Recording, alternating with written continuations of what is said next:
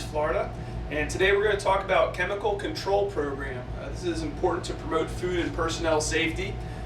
Basically to make sure our handling and shipping of chemical products doesn't compromise food safety, make sure that the production and distribution of quality, safe, legal food products. This includes pest management, maintenance, sanitation, and hygiene, as well as some other categories too. Basically, we have to receive this training annually and comply fully. Any concerns or deviations have to be brought to the attention of management. So let's get started. We're going to start with the safety data sheets.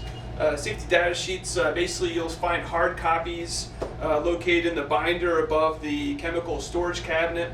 You also find them on the online library located on the taskbar of the volunteer and receiving computers. That's brought to us by Global Safety Management.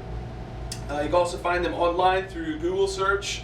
But basically the reason why safety data sheets are important, they provide in-depth guidance on that chemical's flammability and firefighting, as well as what it cannot be combined with, what PPE or special personal protective equipment is required, any disposal considerations, like if it needs to be thrown away in a certain way, as well as any first aid instructions in case of ingestion or if it gets in your skin or eyes, that kind of thing. Those are all very important reasons to have those safety data sheets accessible and available very quickly.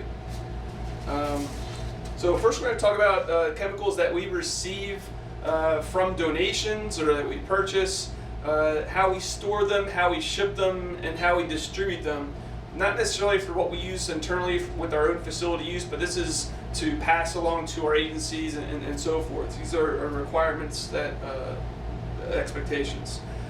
First and foremost, we need to store the chemical product at least one pallet position away from food items, preferably even on a different rack row. And the reason is you want to prevent cross-contamination, you want to prevent that contamination risk. So for example, you never ever want to store chemicals on a rack above food where there's a risk of detergent, or some type of leak down onto the food. If there is any potential contamination, that food does have to get thrown away. When in doubt, you throw it out.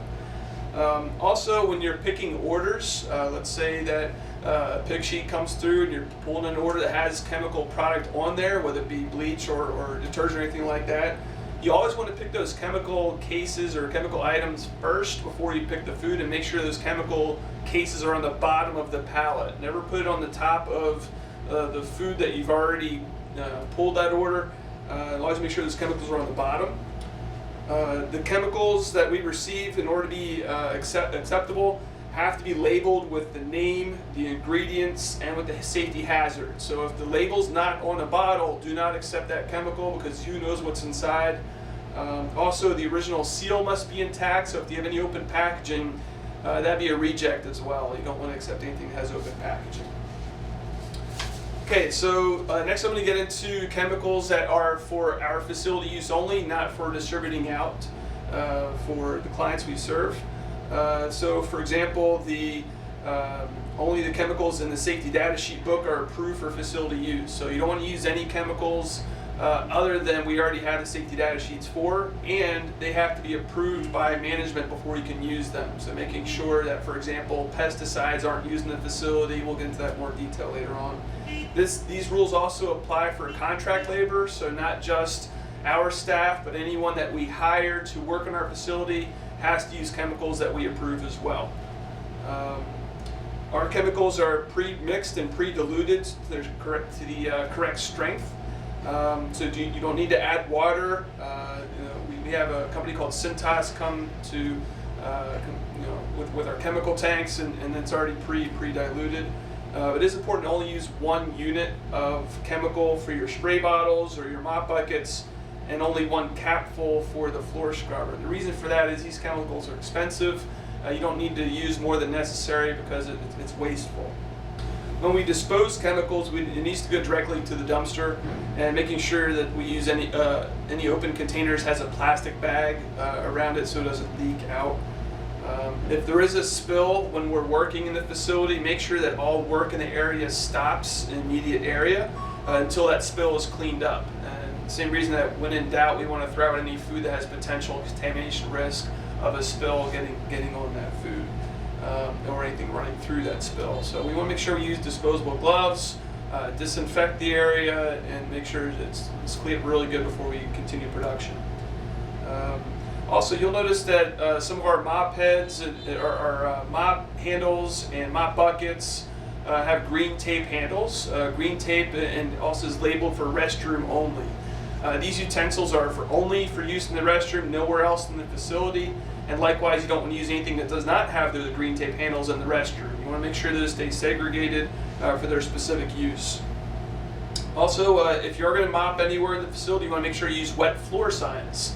And that basically signifies this is a slip and fall hazard area, making sure that they're to reduce that risk as best we can. All right, so next we're going to talk about the specific use for the chemicals that we have. So, we have a set amount with a set use. So, for example, bleach water you want to use to clean the hoppers and blood spills and mold and that kind of stuff, bodily fluids, that you want to use bleach for that. The FC1 floor cleaner you're going to use to mop the floors or clean out truck beds. The DS1 disinfectant you're going to use on toilets and sinks and restroom surfaces.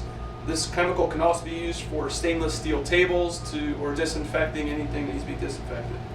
The GL1 glass cleaner is used for mirrors and office windows. The FC4 neutral floor cleaner is used for office floors. We have an odor remover chemical that's used for the floor scrubber. And DEF fluid is used for the vehicle DEF fluid tanks. And air fresheners and antibacterial wipes are used if approved with the corresponding safety data sheet that we have. So those are the specific use for chemicals. If you see any other chemicals that you'd like to use, again, bring it to management and we'll approve it before you can use it. The last topic I wanted to go over is pest management. As a reminder, no pesticides are to be used in the facility without approval and documentation from the pest control provider. This includes Raid, Roundup, rat poisons, anything along those lines we're not going to use, and we're not going to distribute either. So if that stuff comes through donations, we want to reject it, make sure it gets out of our facility as soon as possible. We don't want to store it. The pest control provider must follow the correct guidelines for that specific chemical and document exactly when, how, and where that chemical is used, both inside and outside the facility. So as far as training goes, we need to conduct this type of training annually for all operations personnel to review and modify the policy and record basically who's been trained in this. Basically, the training records need to be kept for 2 years to ensure that all employees are trained annually. Thank you much for your attention and stay safe out there.